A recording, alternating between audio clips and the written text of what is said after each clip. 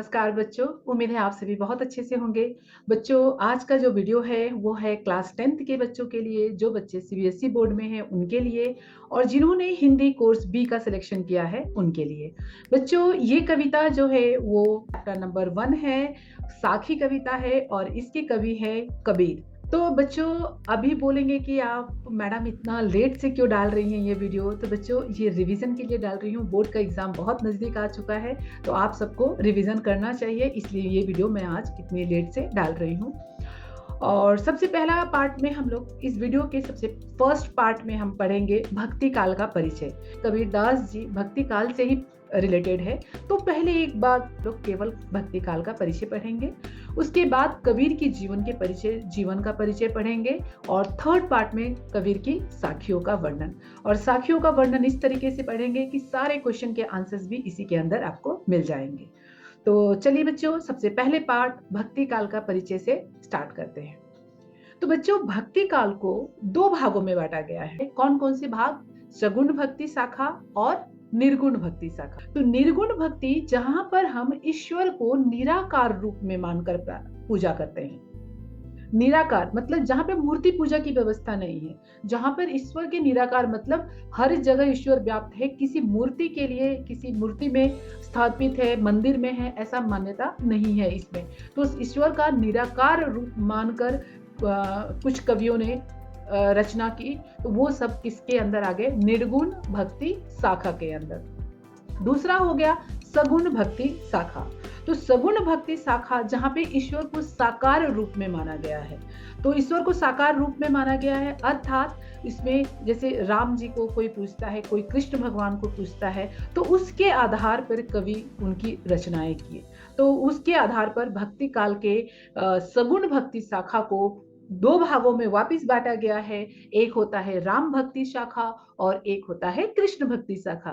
बच्चों, अगर आप लोगों को कोई भी अगर एक भी कवि के याद हो, तो सबसे जो हिंदी का सबसे बड़ा साहित्य महाकाव्य कहा जाता है, वो रचना कौन किया है? राम, जिससे आधारित राम जी पर वर्णित है रामायण, जिसकी रचना की है तुलसीदास ने। ठीक है। और उसी प्रकार से मीराबाई है, रहीम है, जिसने किसकी रचना की है? कृष्ण भगवान को आधार रूप में, सगुण रूप में मानकर उन्होंने अपने काव्य की रचना की है। निर्गुण भक्ति शाखा को 2 भागों में बांटा गया है। कौन कौन से भागों में? एक ज्ञान मार्गी और एक प्रेम मार्गी। एक ज्ञान को बता के ईश्वर का मार्ग माना गया है, ज्ञान के रूप में सबसे सर्वश्रेष्ठ आते हैं कबीर और प्रेम मार्गी में आते हैं आपके जायसी।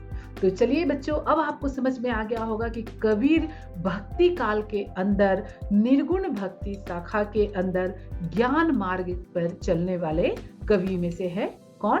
कबीर। क्योंकि उनकी जो वाणी होती है कबीर जी की, वो एकदम तीखी और तेज होती है, सामने वाले को एकदम चुभ जाए। किस तरीके से?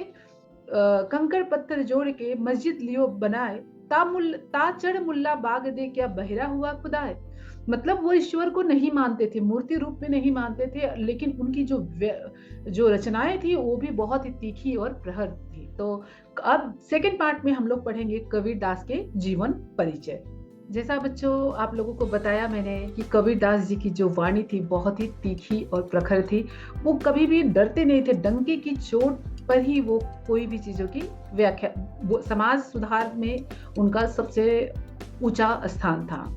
तो संत कबीर हिंदी साहित्य के भक्ति काल के इकलौते कवि थे, जिन्होंने आजीवन समाज और लोगों के बीच में जो व्याप्त आडंबर थे उस पर कुठाराघात किया, मतलब बहुत ज्यादा प्रहार किया। जैसे कि ये सोच लीजिए बच्चों, जो मैंने अभी दोहा कहा कि कंकड़ पत्थर जोड़ के मस्जिद लियो बनाए, ता चढ़ मुल्ला बाग दे, क्या बहरा हुआ खुदाए। इस प्रकार का दोहा लिखना अपने आप में बड़ी बात है। कि ये सोचिए कि जब उस धर्म को फॉलो करने वाले लोगों को ये कितना बुरा लग सकता है, लेकिन वो अपनी बात को कहने से, बोलते ना, डंके की चोट पर अपनी बात को कहते थे। समाज के ऊपर उपकार करने वाले कवि थे और इसकी झलक उनकी रचनाओं में भी मिल जाती है। लोक कल्याण हेतु उन्होंने अपना समस्त जीवन, लोक कल्याण हेतु उन्होंने अपना समस्त जीवन दिया था। और उनके जन्म के संबंधी कुछ कहावतें प्रचलित है, मतलब उनके जन्म को लेकर काफी विवाद है कि उन्हें जन्म देने वाले नीरू और नीमा नाम के जुल्हाए थे, और जिन्होंने उनको जन्म देने के बाद लहर तारा नदी के सामने रख के चले गए थे। वहीं से रामानंद, लोगों को कहना था कि जन्म से कबीर मुसलमान थे, लेकिन उनको जब नदी के पास छोड़ दिया गया तब वो रामानंद, उन्हें वो प्राप्त हुए लहर तारा नदी के किनारे। तब वो उनके मुख से राम निकला, इसी राम नाम को ही उन्होंने अपना मंत्र मान लिया और रामानंद जी को अपना गुरु मान लिया कबीरदास जी ने। तो इस प्रकार वो जन्म से मुस्लिम थे, लेकिन काफी बाद में उन्हें हिंदू कहा गया। तो कहीं पर उनका बोलते हैं कि काशी में जन्म हुआ, मगहर में उनकी दफनाया गया। इस प्रकार से काफी किंवदंतियां प्रचलित है। कबीर पढ़े लिखे नहीं थे, अपनी अवस्था के बालकों से बिल्कुल भिन्न थे। उन्हें कबीरदास जी को खेल में कोई रुचि नहीं थी। पालक माता पिता थे, उनकी आर्थिक स्थिति इतनी अच्छी नहीं थी कि वो मदरसे का खर्चा उठा सके। किसी प्रकार से उन्हें भोजन की व्यवस्था करना ही काफी कठिन जाता था। इसलिए कबीर की जो शिक्षा दीक्षा थी वो अधूरी रह गई। उन्होंने जो भी कविताएं लिखी है एकत्रित करके प्रकाशित किया गया है। तो नहीं कलम गयो हाथ, कि मतलब कबीरदास जी ने कभी भी कागज और कलम को हाथ से छुआ नहीं था। उन्होंने स्वयं कोई ग्रंथ नहीं लिखा था, लेकिन उनके मुंह से निकले गए सारे वाणियों को संग्रहित करके बीजक नामक ग्रंथ में प्रकाशित किया गया था। उनके शिष्यों ने ही ये सारे कार्य किए थे। तो चलिए बच्चों, आज की इस कविता में कबीर की साखियां पढ़ते हैं। ऐसी वाणी बोलिए मन का आपा खोए, अपना तन शीतल करे औरन को सुख हो। कबीरदास जी कहते हैं हमें ऐसी वाणी का प्रयोग करना चाहिए जिससे, ऐसी वाणी मतलब कैसी वाणी का, ऐसी वाणी अर्थात मीठी वाणी का प्रयोग करना चाहिए। मीठी वाणी मतलब कैसे करेंगे, शहद मिलाकर? नहीं बच्चों, वाणी भी दो तरह की होती है। एक चुभने वाली बात होती है और एक उसी बात को आप प्यार से भी बात कर सकते हैं जिससे सामने वाले को बुरा ना लगे। तो कबीरदास जी क्या कहते हैं, हमें ऐसी वाणी अर्थात मीठी वाणी का प्रयोग करना चाहिए, अर्थात अहंकार रहित वाणी का प्रयोग करना चाहिए। ऐसी वाणी बोलिए मन का आपा खोए। आपा अर्थात होता है बच्चों अहंकार। तो हमें मीठी वाणी का प्रयोग करना चाहिए, हमें अहंकार रहित वाणी का, रहित मतलब उसके बिना। बहुत होता है ना एटीट्यूड में, अहंकार में हम कुछ बात को कहते हैं। तो क्या कबीरदास जी कह रहे हैं कि अहंकार रहित वाणी का प्रयोग करना चाहिए। और ऐसी वाणी का प्रयोग करने से क्या होगा, ऐसी वाणी का प्रयोग करने से हमारा तन भी शीतल रहेगा और सुनने वाले का भी मन शांत रहेगा। दूसरे दोहे में क्या कहते हैं कबीरदास जी, कस्तूरी कुंडली बसे मृग ढूंढे बन माही, ऐसे घटी घटी राह में है दुनिया देखत नाहे। कि कस्तूरी क्या एक सुगंधित पदार्थ है जो मृग की नाभि में ही छिपा रहता है। मृग अर्थात हिरण के नाभि में ही छुपा रहता है, और उस सुगंध को ढूंढने के लिए मृग क्या करती है, वन वन घूमते फिरती है, पूरे वन में घूमते फिरते रहती है कि ये सुगंध आ कहां से रहा है। लेकिन वास्तव में वो सुगंध उसी के नाभि में छुपे हुए कस्तूरी से आ रहा है। तो कबीरदास जी क्या कह रहे हैं कि ऐसे ही घटी घटी में राम है। मतलब अर्थात प्रत्येक घट में राम बसे हुए हैं, लेकिन हम मनुष्य अपनी अज्ञानता के कारण हम उसे क्या देख नहीं पा रहे हैं। ऐसे घटी घटी राम है, मतलब प्रत्येक जीव के अंदर राम अर्थात ईश्वर का वास है, लेकिन हम उसे ढूंढने के लिए मंदिरों और मस्जिदों में जाया करते हैं। उम्मीद है बच्चों आप लोगों को दोहा समझ में आया होगा। नेक्स्ट तीसरे दोहे में कहते हैं, जब मैं था तब हरि नहीं। हरि अर्थात होता है ईश्वर, अब हरि है मैं नाही। मैं क्या है बच्चों, मैं अर्थात होता है अहंकार। तो जब मैं था तब हरि नहीं, मतलब जब मेरे अंदर अहंकार था, मेरा मैं सब बोलते हैं ना, मैं करता हूँ। जब मेरे अंदर अहंकार था तब ईश्वर की प्राप्ति हमें नहीं हुई, लेकिन अब हरि है मैं नाही। तो जब मैंने अपने अहंकार को छोड़ा तब मुझे ईश्वर की प्राप्ति हुई। अर्थात उम्मीद है बच्चों समझ में आ गया। जब मैं था अर्थात जब मेरे अंदर अहंकार था तब तक मुझे ईश्वर की प्राप्ति नहीं हुई थी। जैसे ही मैंने अपने अहंकार को छोड़ा वैसे ही मुझे ईश्वर की प्राप्ति हो गई। सब अंधियारा मिट गया, दीपक देखा माही। जैसे अंधकार और दीपक एक साथ एक जगह पे नहीं रह सकते हैं। अगर अंधकार से भरे हुए कमरे में अगर आपने दीपक जला दी तो क्या हो जाएगा, उसमें उजाला हो जाएगा, रोशनी हो जाएगा। तो इसी प्रकार से ईश्वर का ज्ञान प्राप्त होते ही मेरे जीवन में जितना अज्ञानता रूपी अंधकार, बच्चों अज्ञानता की तुलना अंधकार से किया गया है। अभी समझ, एक मार्क्स के लिए यहाँ से भी क्वेश्चन आता है कि सब अंधियारा मिट गया, तो अंधियारा किसको, अज्ञानता को कहा गया है। तो जैसे दीपक के जलते ही कमरे के अंदर प्रकाश फैल जाता है, उसी प्रकार से ईश्वर रूपी ज्ञान को प्राप्त करने के बाद जो भी जीवन में हमारी अज्ञानता होती है वो सब समाप्त हो जाता है।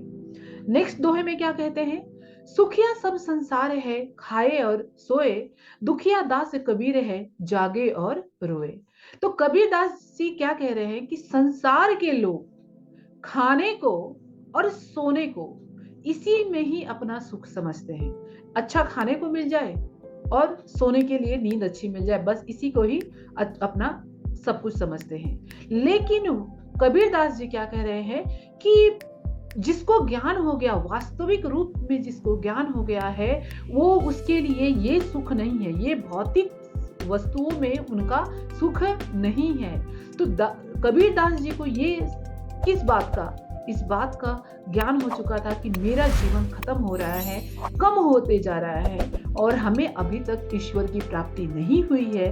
तो अगर मुझे ईश्वर की प्राप्ति नहीं होगी तो मुझे मोक्ष की प्राप्ति नहीं होगी। तो इसलिए कबीर दास जी जाग रहे हैं, रो रहे हैं, दुखी है कि अभी मेरा इतना समय, इतना जीवन बीत गया लेकिन मुझे ईश्वर की प्राप्ति नहीं हुई। नेक्स्ट दोहे में कबीर दास जी कहते हैं, विरह भुवंगम तन बसे, मंत्र न लागे कोय, राम वियोगी ना जिए, जीवे तो बौरा होए। कबीरदास जी क्या कहते हैं कि विरह मतलब होता है बिछड़ना, भुवंगम मतलब होता है सर्प अर्थात सांप। तो बच्चों आप लोगों को भी, आप 10th में हैं, आपको समझ में आ रहा होगा कि अगर हम किसी से बिछड़ जाते हैं तो वो पीड़ा कितना दर्दनाक होता है। तो क्या बोल रहे हैं, जिस प्रकार सांप डसता है तो हमेशा टिस उसकी रह जाती, दर्द रहता है, टिस टिस मारते रहता है। तो वैसे ही बोल रहे विरह को क्या कह रहे हैं, सर्प। विरह को सर्प की संज्ञा दी जा रही है, नाम दिया जा रहा है कि विरह रूपी भुवंगम अगर तन में बस जाए तो उसके बाद कोई उपचार, कोई मंत्र उसके ऊपर काम नहीं करता। तो यहाँ पर विरह रूपी भुवंगम अगर तन में बस जाए तो उसके ऊपर कोई भी मंत्र और उपचार काम नहीं करता। राम वियोगी ना जिए, उसी प्रकार ईश्वर की आराधना करने वाला, ईश्वर को पूजने वाला, राम को पूजने वाला, उससे बिछड़कर क्या कर सकता है, उससे बिछड़कर वो जी नहीं सकता। और जिएगा भी तो उसकी अवस्था कैसी हो जाएगी, बौरा अर्थात पागलों की अवस्था हो जाएगी। तो बच्चों आप लोगों को याद होगा मीराबाई का कि मीरा संतन ढींग बैठ बैठ मीरा लोक लाजे खोई। मीरा ऐसी हो गई थी, बावरी हो गई थी, लोग उसे, वो श्री कृष्ण भगवान के प्रेम में इतनी पागल हो गई, बावरी हो गई थी, लोग उसे पागल कहने लगे थे। तो उसी प्रकार यहाँ पर कबीरदास जी क्या कह रहे हैं कि राम से, ईश्वर से बिछड़कर या तो हम जी नहीं सकते या तो हमारी अवस्था ऐसी हो जाएगी कि लोग उसे पागल बौरा कहेंगे। नेक्स्ट में क्या कहे, निंदक नेड़े राखिए, आंगन कुटिन बधाए, बिन साबन पानी बिना निर्मल करे सुभाए। बच्चों कबीरदास जी कह रहे हैं कि जो हमारी निंदा करता है उसे हमें सबसे नजदीक रखनी चाहिए। ये भी बहुत अजीब बात है, क्यों ऐसा कहा है उन्होंने कि लेकिन आज के डेट में हम क्या करते हैं, जो हमारी प्रशंसा कर दे तो उसे हम अपने नजदीक कर लेते हैं और जो हमारी कमियां बता दे उसे हम अपने से दूर कर देते हैं। लेकिन ये लाख पते की बात कही है उन्होंने कि जो भी निंदक हमारे सामने होता है उसे अपने घर में बना दे दीजिए, क्योंकि वो सत्य बोलता है हमारे बारे में और जो आपके बारे में हमेशा अच्छाइयाँ बताते रहता है, समझ लीजिए वो चापलूसी कर रहा है, आपको सत्य मार्ग नहीं बता रहा है। तो मित्र वही है जो आपके अंदर आपकी कमियां बता सके। तो ऐसे लोगों को अपने साथ रखना है, हो सके तो उसे अपने आंगन में ही जगह दे दीजिए, ताकि वो आपकी कमियां को बता दे और आप उस कमियों को सुधार सके। तो इस प्रकार से बिना साबुन और पानी के आपके स्वभाव को ही निर्मल और साफ और स्वच्छ कर दे। बच्चों, उम्मीद है आप लोगों को अच्छे से समझ में आ गया कि निंदा करने वाले को हमें अपने पास रखना चाहिए। वो हमारी कमियां बताएगा, जिसके कारण अब कमियां बताएगा तो आप लड़ जाओगे तो बात ही बिगड़ जाएगी। नहीं, लड़ना नहीं है, हमें क्या करना है, उस कमियों को सुधारने का प्रयास करना है। और इस प्रकार से बिना पानी और साबुन के ही हमारा स्वभाव क्या हो जाएगा, निर्मल, साफ और बिल्कुल स्वच्छ हो जाएगा। तो बच्चों, नेक्स्ट दोहे में देखते हैं कबीरदास जी क्या कहते हैं। कबीरदास जी नेक्स्ट दोहे में कहते हैं, पोथी पढ़ी पढ़ी जग मुआ, पंडित भया न कोय, एके अशीर पीव का पढ़े सो पंडित होय। मतलब पोथी अर्थात ग्रंथ साहित्य जो भी है, उसको पढ़ने वाले लाखों लोग हुए, लेकिन कोई भी उस ज्ञान को पढ़कर पंडित नहीं हो सका। एके अशीर पीव अर्थात होता है प्रेम, पीव अर्थात होता है ईश्वर। जिसने इस एक ही अक्षर को पहचान लिया, पीव को जान लिया, ईश्वर को जान लिया, वो क्या हो गया, वही पंडित हो गया। उससे बड़ा पंडित कोई नहीं है। उसी प्रकार नेक्स्ट दोहे में क्या कहते हैं कबीरदास जी कि हम घर जालिया आपना, लिया मुराड़ा हाथे, अब घर जालियो तासिका, जे चले हमारे साथी। मतलब हम घर जलाने मतलब हम घर जलिया अपना मतलब खुद का, तो अपना घर आग से लेके जला दिया क्या? नहीं, अज्ञानता रूपी ज्योत, उसे जलाकर कबीरदास जी क्या ले लिए, ज्ञान रूपी मशाल लिया मुराड़ा हाथ, मतलब होता है ज्ञान रूपी मशाल उन्होंने हाथ में ले ली है। ज्ञान रूपी मशाल बच्चों, जलता हुआ मशाल नहीं, मशाल किसको कहा गया है, ज्ञान को। हम घर जालिया आपना, लिया मुराड़ा हाथ, अब घर जालो ताश का, जे चले हमारे साथ। कबीरदास जी क्या कहते हैं कि हमारी जो भौतिक वासनाएं थी, सांसारिक मोह माया थी, उसी को हमने जलाकर अब ज्ञान रूपी मशाल हाथ में ले लिया है उन्होंने। अब उन्होंने अपनी भौतिक जो अभिलाषाएं थी, सांसारिक मोह माया था, उसे उन्होंने त्याग कर दिया, नष्ट कर दिया। अब वो क्या कर रहे हैं, अब ज्ञान के मार्ग पे चल रहे हैं।